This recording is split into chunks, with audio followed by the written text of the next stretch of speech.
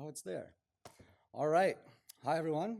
I'm Andrew Doyle, and this is my color of noise uh, presentation. I was originally going to do a little survey of noise in deep learning, but it turns out that everyone else did that. So this is the work I managed to produce.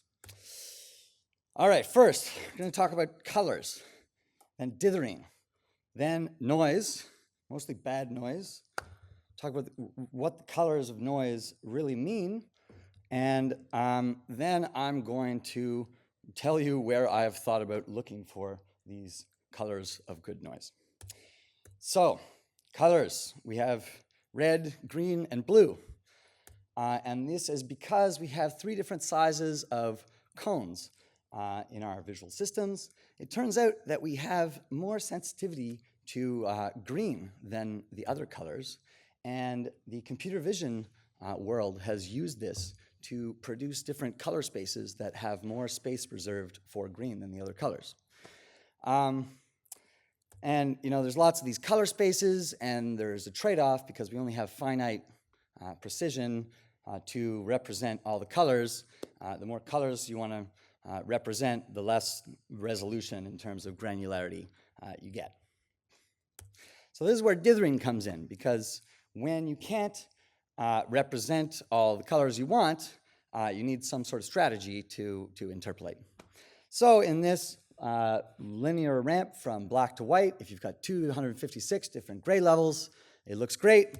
If you discretize this into 2, it doesn't even look like a ramp anymore. But it turns out that we can use dithering to trade spatial and intensity resolution. And this Floyd-Steinberg original algorithm, you can recover this illusion of smoothness, even though we still have only 2 colors. So I applied this to the OHBM logo. This works in color 2. If you use only 16 colors, the sky starts to look pretty sharp transitions. And if you dither, it ends up getting blurrier, but it looks smoother to us. So I think this is maybe important. All right, noise. What is noise? I'm still not sure. But classically, we've got some signal, we've got some measurement, and the measurement is corrupted by some noise process, some error. So if you've got no noise, you could have this sinusoid, a single frequency, which is pretty unlikely. If the signal to noise ratio is high enough, you can still see the shape. White noise looks kind of more like the measurements we take, but there's other colors of noise too. Pink has low frequencies, blue looks a little different. We'll get into the colors in a bit. But there's this discretization too that can happen. If you don't have enough representational power on the amplitude scale to represent your signal. And now this looks pretty artificial and terrible. And it turns out that by dithering, if you just add random noise to the discretized signal, you can recover something that looks more natural. So if you don't have enough resolution on the time scale now,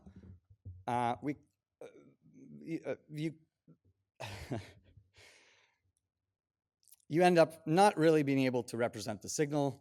You've got a lot of the low frequencies, but the high frequencies are all wrong. If you try to reconstruct this, and we've got this Nyquist theorem in signal processing, which turns out to not be super useful because none of the math really is important in the brain. It's a pretty strong claim. Hope I'll convince you later. So Satra, I found this notebook like a year ago, and that Satra made, and I looked for it for ages, and it turns out that it's hosted in his Dropbox. So it's very difficult to find. But if you have an MRI image and you just subsample it, and you kind of skip every 4 voxels or something, you end up introducing noise into your image called aliasing. And I've met a lot of people who do this by accident, and it's not something people who aren't electrical engineers think about very often. But if you anti-alias the signal and you remove these high frequencies, then you end up recovering a smoother images that doesn't have these like blocky artifacts. So we don't do dithering on the time in the time domain by randomly adding time points, but maybe the brain does. So anyway, that's later. So assigning a color to noise means that, number one, for most colors anyway, the amplitude is Gaussian distributed around the signal. So if you've got a 0 signal and you've got some noise, at every time step, the Gaussian is up and down. And then more importantly, the color says something about the power spectral density of the noise. And so I basically read a Wikipedia article and wrote a paper about it. So I simulated a bunch of the colors of noise that are on the Wikipedia page and did a little more stuff. Brown noise has more low frequencies and it decays very rapidly with frequency, and violet noise increases extremely quickly with different frequencies. And it's easier to see on this plot that I simulated, where white noise in the middle is even power across the whole spectrum that you're interested in, at least, because you can't just go infinitely. It turns out you can go integrate infinitely and then end up with finite power if you decay with frequency. So this is important for some other stuff that I'm not going to get into. And so this is a sort of mini review of the colors of noise that are in the literature, and they're applied very inconsistently, and the math is mostly approximations, and black noise decays very rapidly and has been used to describe natural disasters that occur with low frequencies, or rainfall in the St. Lawrence estuary just up the river from where I'm from. Gray noise is from the audio engineering world, where it's like a normalization. Because the transfer function of our hearing system, we don't hear every frequency with equal loudness. So gray noise is equal loudness. Brown noise is Brownian motion and decays very quickly with frequency. Orange noise is white noise, but designed to sound terrible because it's got the frequencies of the musical scale removed from it. Red noise is sometimes brown noise, but not with the assumption of Gaussian distribution, which I think is really interesting. But also I've seen it incorrectly referred to as 1/f. Pink noise we'll talk about in a bit. White noise everyone knows. Green noise is basically a hack to do dithering on dot matrix printers, but I wanted to put some green in here. Blue noise, we'll talk about it in a bit. And violet noise that increases like out of control is basically only observed in artificial systems so far. And maybe pushes the brain into some bad states. Anyway, pink noise has been observed all over the place: synapses, channel opening and closing, all the neuroscience things you guys do. The ECOG signal looks like 1/f. EEG looks like 1/f. It's not super clear to me whether this is signal or noise, and it's hard to unpack, but there's studies that you can do stochastic facilitation with pink noise and induce the brain to start oscillating more with this pink noise. And this group found that you can have better naps if you listen to pink noise. I personally like deepened blue noise, which I think might be because my ADHD is so bad. So I'm really interested in blue noise, and I am looking for it. So on the left here is a dithered image, and you can see it looks smooth. The black and white looks like you can see this woman's face and the features, but you have this low frequency pattern that looks artificial, and there's something that's not that satisfying about this. And on the right, you kind of have a more, it doesn't look quite as good yet in 1992, but it doesn't look quite as artificial. So it turns out there's a paper from 1983 by John Yellett where they did a very deep investigation into the visual system and took images of the rods and cone distribution across the retinal area. So only in the middle of the fovea do we actually have enough cones to beat the Nyquist theorem, where we have to be able to sample at a high enough rate spatially to be able to resolve details. And only in the center of the fovea is that the case.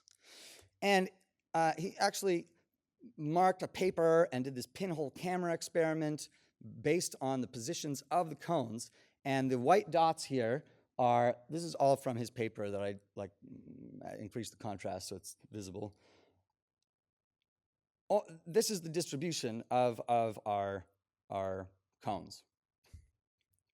So it turns out if you compute the Fourier spectra, we have very different Fourier spectra in different areas. And even though we have lots of cones in the middle of our fovea, we can't see some of the frequencies there. And even though we've got very sparse cones at the edges of our vision, because of the way we develop, because we're not on a Euclidean grid, because we've got these little perturbations, and because cones have some biology that removes, there's I don't really know how it works, but there's stuff removed around them, which removes the low frequencies, we end up, the visual system ends up doing blue noise dithering. So this is super hot in computer vision right now, and you can see white noise dithering on the bottom right and blue noise dithering in the bottom left. There's a lot of different ways to do it. And the power of the noise doesn't increase linearly with frequency, but it's a good analogy because it turns out that the Nyquist theorem's wrong and the math is not important anymore. And so this company presented at SIGGRAPH, a big graphics conference, and their blue noise dithering on the top row seems to work much better, especially when we have very little pixel resolution. So you can imagine that this works in time too, in the brain. And we've got this illusion of a dog walking here, even though it's just a bunch of black spots. And I don't know if this is obvious, but if you are pretty close and stare at it, you get an illusion of motion, even though there's no motion. So maybe the brain is doing this so that we can detect things before they happen, because we're biology and we don't do things instantaneously. So I started thinking about how to think about noise, and maybe there's a deterministic signal, but maybe it's a stochastic or a random variable, and we should be trying to parameterize the distribution of this random variable, but I don't even think that's going to be a great analogy. Maybe there's some additive good noise process. Maybe the signal determines on the is conditioned on the, or depends on the good noise process. And so I've started looking for this because I didn't have any results and was a little nervous about my first conference talk. So I'm no longer sure that we've tried nothing and we're all out of ideas because it's very difficult to review the field when some people call it variability, some people call it noise. But I think this is worth another look. We heard about the power spectra with development over long time scales from Beatrice Luna last night, and Randy McIntosh has done a lot of work on this too. He's proposed a number of measures to, number of techniques to measure the noise, especially when we don't actually know what the signal is in most cases. I haven't tried any of them, but I think that this paper from Marlene Cohen's group, which measures single neuron recordings, dithering can explain her results that she's gotten. And so the monkeys, they're presented a stimulus, and every once in a while, some unattended stimulus shows up. It's in the corner of our receptive fields where we have low frequency representations, and the monkey, you could imagine, gets surprised. The brain floods a whole area, a whole network with a bunch of noise, and there can't be too many noise sources in the brain because we have finite power and we're squishy biology. But unattended stimuli, the correlation of the noise within hemisphere was increased. So I don't have her data, but I am a convinced open scientist. So 2 days before flying out here, started doing some experiments. And I'm not going to call this a results section, but I did my first fMRI study on the plane. It was super easy with NILEARN and PyBids and fMRI data. I took some data that Chris Gorgolewski collected, and I sort of read the paper pretty quickly, and there was a bunch of tasks. And my hypothesis was that test-retest for individual subjects will tell us where this noise is happening and what kind of tasks it's important for. So this finger, foot, lips tasks, I didn't divide it, the epochs, blind bisection, maybe this is blue noise. There's a bunch of other graphs that I made that I have no confidence in. And then I realized that the frequency only goes up to like 0.5 hertz in fMRI.